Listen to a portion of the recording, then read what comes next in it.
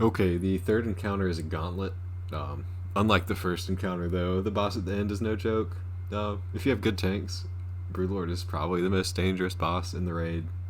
He's got Immortal Strike, and he's probably the hardest hitting thing you'll encounter until like the Twin Imps in AQ40. Um, we haven't lost a tank to a boss yet in Molten Core. Um, but I guarantee you, before BWL is done with, we're going to lose some tanks to this boss in particular. We won't wipe, but you know, every once in a while he'll one shot somebody.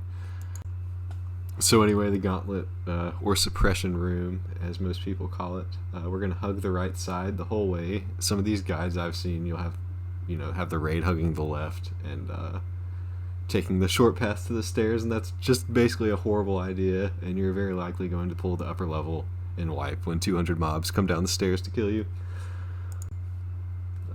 So anyway, in the room you've got tons of whelps that respawn pretty quickly, a few 3-packs of orcs that don't really do too much. They'll need to be tanked by the off tanks, but they're not that scary. And then the dragonkin hatchers, which are kind of scary because they do a flame strike and like a fire aura. So one at a time they're pretty good, but if you pull two, you really don't want to stack them because the flame strike cannot be interrupted, and they'll just like basically destroy everybody around them. So one at a time, separate those tanks. And the kicker in the suppression room are the suppression devices you find on the ground. They just cast a slow on everything around them. So it's the rogue's job to disarm them. So rogues, bring your freaking thieves' tools. Don't forget your thieves' tools. You need to bring them to disarm the traps. If we don't disarm the traps, we don't get through the room. So anyway, as a rogue, you're not going to attack anything at all. This whole room, you're going to be stealthing around, disarming the devices so the raid can move. The devices are liable to randomly reactivate, so we'll need a rogue staying near the raid to handle the ones that pop up on the raid, and the other rogues can kind of move around, move forward, clear the path. There are lots of theories and ideas I've heard about how these devices work. I'm going to tell you now, most of them's bullshit.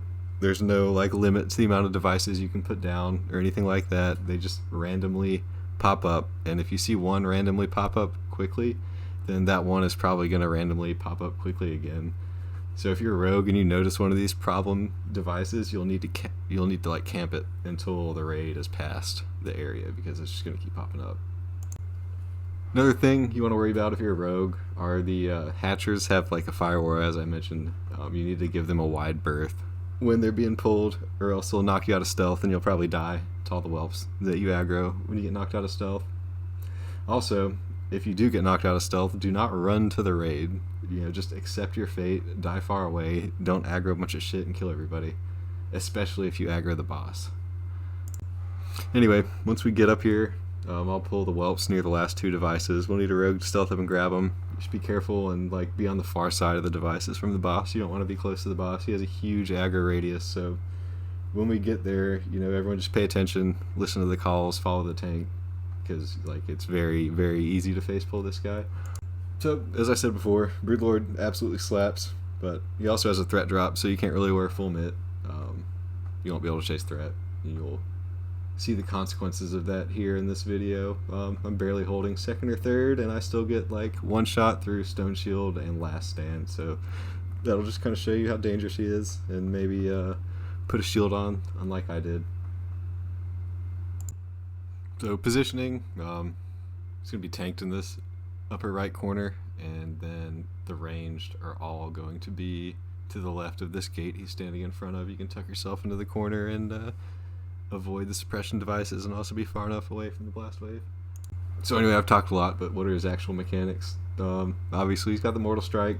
He also has the threat drop called Knockaway that he'll cast pretty randomly. Sometimes he'll cast it like once the whole time, and then other times he'll cast it like 5 times, and you'll have like a bunch of tanks having to pick it up. See what else he got. He's got a cleave, so don't be in front of the boss. If you're an off tank and you get aggro, you really want to turn it around quick so you don't cleave everybody. He's also got a blast wave that'll just go off and hit all the melee. So they need to be healed, because like 2 of those will probably kill you. So there's some raid healing. Pallies, just keep spamming your tanks. Don't ever heal a raid. Let the priests and druids handle that. And That's Broodlord. Nothing too complicated. He just hits really hard.